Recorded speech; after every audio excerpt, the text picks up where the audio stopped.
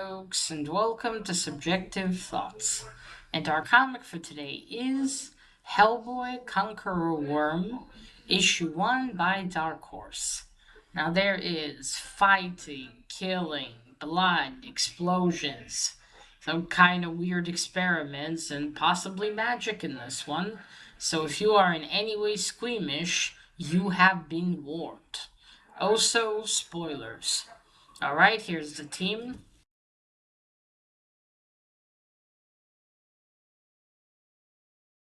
Oh, I'm excited about this one's art and story by Mike Mignola. I read a lot of modern Hellboy, and Mr. Mignola doesn't draw as much for it anymore. So it's really nice to read something old. Now, I didn't know about this story until a friend of mine, Mr. Nauman, sent me the four-part issue miniseries. And I also actually realized I have the trade from Mr. Bill. So yeah, this is an old story that's named Conqueror Worm from a Edgar Allan Poe story, as I've learned. All right, so let's get started. So the story starts in some castle in Austria. It is 1939. We see at the castle stands on this mountain, and a bit below, as you can get to the castle, a guard is standing, and someone approaches him, and that is Lobster Johnson. He kills him. The castle is inhabited by Nazis of the Third Reich.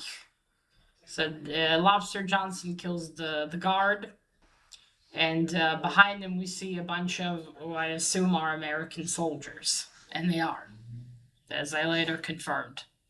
So then we move on inside of the castle, some kind of not experiment, but they're planning to send a man, a physicist by the name of Oming, that's his surname, into space. Yeah, you can see that he's missing two legs and one arm, and his eye as well. He's in a rocket, all prepared to be sent into space. They're preparing everything, as I say, to close the hatch. And just as they're about to do everything, Lobster Johnson, together with the American soldiers, they burst in, and Lobster Johnson starts shooting and killing soldiers. One of the Nazis yells, "No, no!" A shootout starts, but then there is a massive explosion, which as you can assume, kills everyone there and destroys the castle. And that's it for that for now. And I think also Lobster Johnson. It is weird here because another story I read, the BPRD stuff, Lobster Johnson dies a different way. But also somehow, well, actually, no, that's not. Well, there's an explosion involved there too. Anyway, we'll move on to 61 years later. We're in Austria, and not the castle's in Austria, not far from where the castle is. There's a BPRD headquarters number 4. It's this cabin. We see Kate.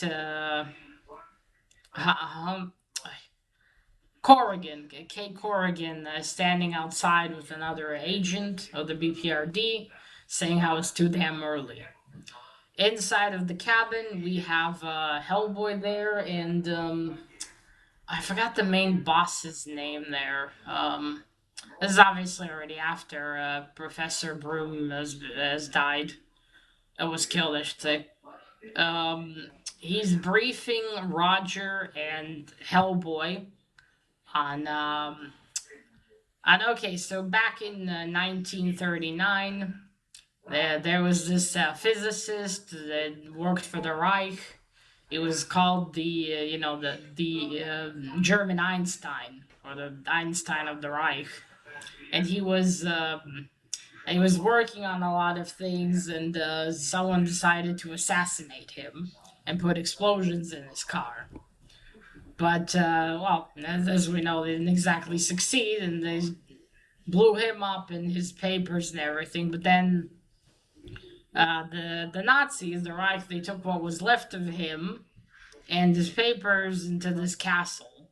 And though the war was just starting back then, still, I think what was it, the Russian, not the. I think a few governments got concerned about it, so they wanted to check up on things. And from the U.S., I presume this team of soldiers were sent with Lobster Johnson, though he's not mentioned. Though Hellboy mentions him, but it looks like, much like Professor Broom, the head boss also doesn't think that the Lobster Johnson was real. That he was just a series of bad movies. Well, says they weren't that bad. So yes, he tells them about how there was the explosion and it was unclear. And then now, recently, the Russians have gotten some kind of I don't know, signals from something flying in space towards Earth, and some kind of meteor, but not the deadly end of the world kind. You think and Hellboy's like, so it's just a normal meteor, right? Uh-uh. You shows closer footage, and you can see there's a symbol of the Reich on it. And it's not a meteor. It's already changed course several times, and is aiming for the castle to get back to the castle. So presumably it is Herr Oming, that physicist. So that must have been why the explosion, because they sent him up into space, and it looks like it succeeded. He did get there, and now he's coming back. He tells them, all right, send me into the void, send me and I'll come back. I don't know what he was hoping to achieve by being shipped into space, honestly, especially considering the time period. But yes, he's now coming back, so he wants Roger and Hellboy to go check it out because they are the most durable, shall we say. Hellboy being, half a demon from hell, and Roger being I always forget the word, homunculus, like a clay person in a way. Mr. Villeray told me multiple times to pronounce it. Anyway, he's telling them, okay, you need to go, and then this young Austrian lady. She works for the secret police. She's going to lead them up there because it's no easy climb. Then he asks her to escort Roger outside. He wants to talk to Hellboy for a few minutes.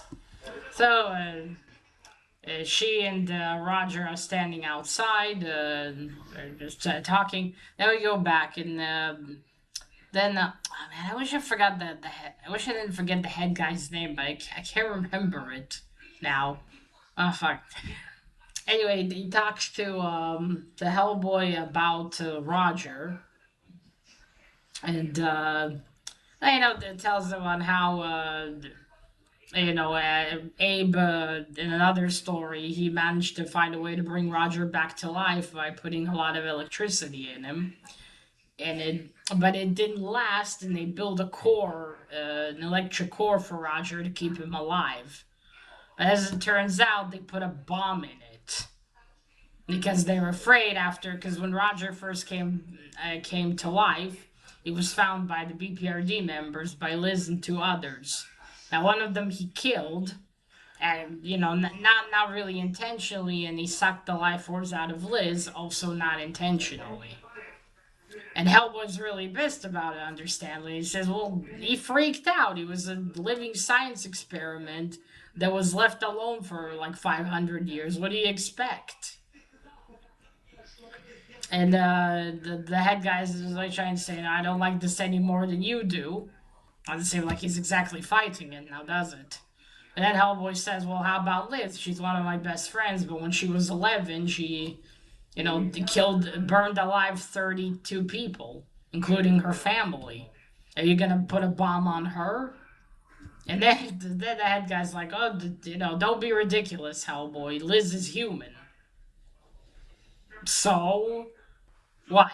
Roger to you is the nothing? Still a living thing now, isn't he? What a bastard. Anyway, he gives Hellboy the button for the detonator. What cunts? You work with supernatural creatures and all that. You like Jesus. Cause yeah, Roger probably still feels bad about murdering that guy, and as Hellboy mentioned, this is their line of work, and he's right. Things like that will happen. They'll awake someone. Someone will be caught. It's inevitable, unfortunately. And yeah, well. Anyway, Hellboy's angry and storms out, and before he leaves, he says, "I'm also not human. How long? When are you gonna plant a bomb on me?" And then he gets out. Two more agents are standing outside of him. Says Hellboy, and the other tells him when he's got that expression on his face, it's best to leave him alone. Hellboy is pissed.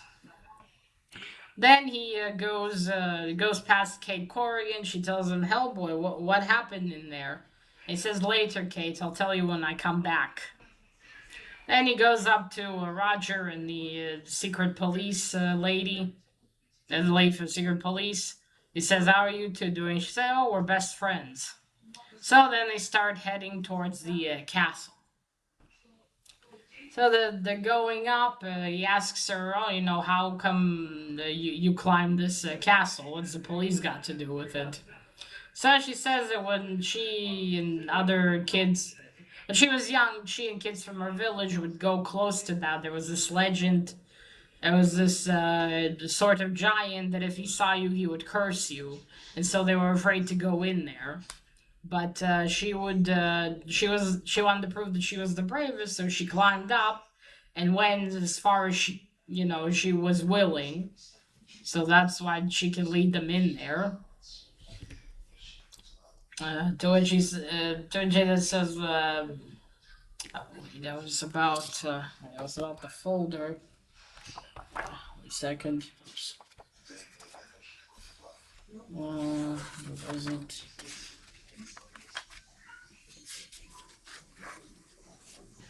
What was it?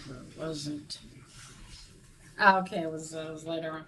Oh yeah, I forgot to mention that after Hellboy leaves, before we continue, there's a little scene where the head guy's sitting there, and suddenly a card flies out, and he catches it, and there's the sign of Lobster Johnson like this here, and the word fiction with the question mark. And Hellboy mentions back then they found like three mobsters. They had the sign of the claw burnt into their foreheads. So can you really say that he was 100% fiction? Right? They move on, and then as they climb, someone suddenly tells them, "Don't go any further. There's no place for you," and it's an old man. Possibly unclear who he is, but you'd think, oh, maybe one of the soldiers survived. Huh? And then he approaches them and he lifts his arms in his coat. He has some kind of Nazi symbol that enrages Hellboy, and he punches him. The secret service cop lady tells Roger to get him away from there. To continue, she'll come right away. She approaches the old man. She says, "Are you all right?" And he says, "I know you, girl." She seems to recognize her. And then she pulls out a gun and shoots him.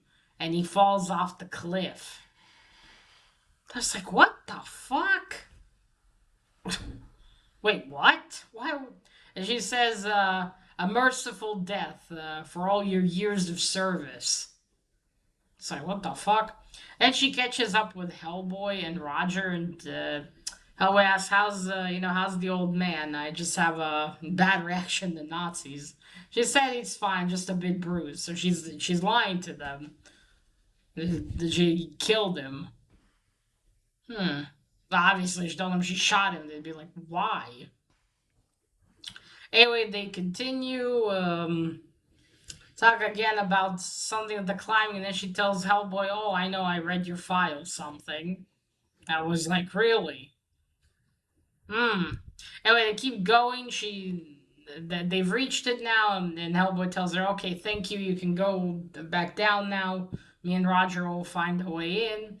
And she says, "No, this is as far as I went into this entrance here. I'll go. As if you can't go through there, I'll find you another one."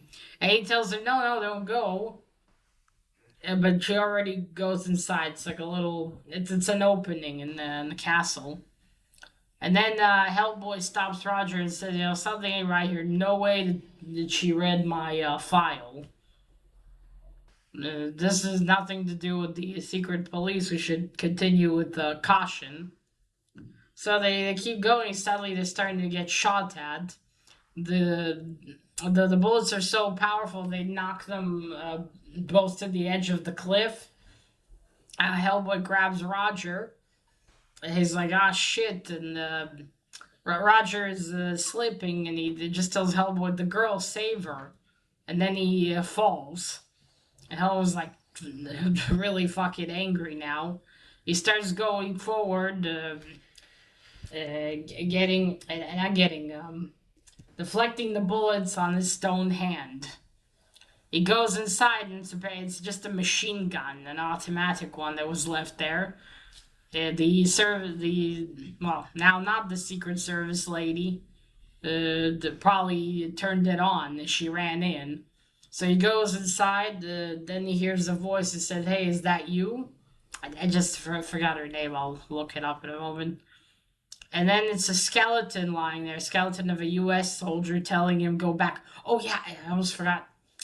Um, and somewhere between that, we see that the old guy that she shot gets up again, and on his chest you see the sign of Lobster Johnson. That might be Lobster Johnson. Holy shit. Possibly. So yeah, he goes, yeah, the skeleton does, "Don't go, this is a trap." But Hellboy sees a hatch in the ceiling, he goes through it.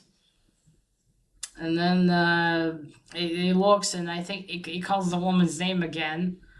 And then behind him, a giant gorilla appears. And then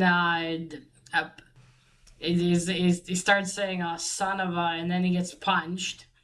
And then punched again by the gorilla until he loses consciousness. And then there's the head in a jar, and the woman standing there. And she says, "So we finally meet, grandfather." And he says, "Yes, granddaughter. Did I do my mission well?" And he says, "Very well." What? Oops, sorry. What was it? What did he say in the end? Just a moment.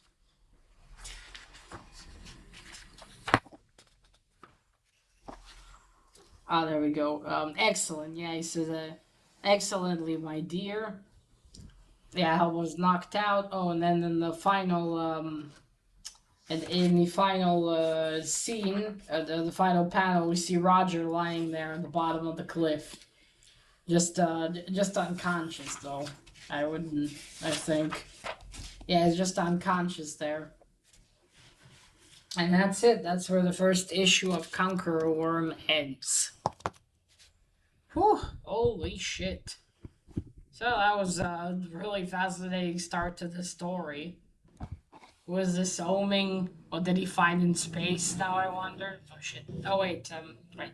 So the cover, we got a classic Mike Mignola cover. You got all the elements. You got Hellboy. There's Roger. There's a soldier there. There's Lobster Johnson's call card. And Lobster Johnson himself, of course. We'll show you some art. There's also older paper. You see?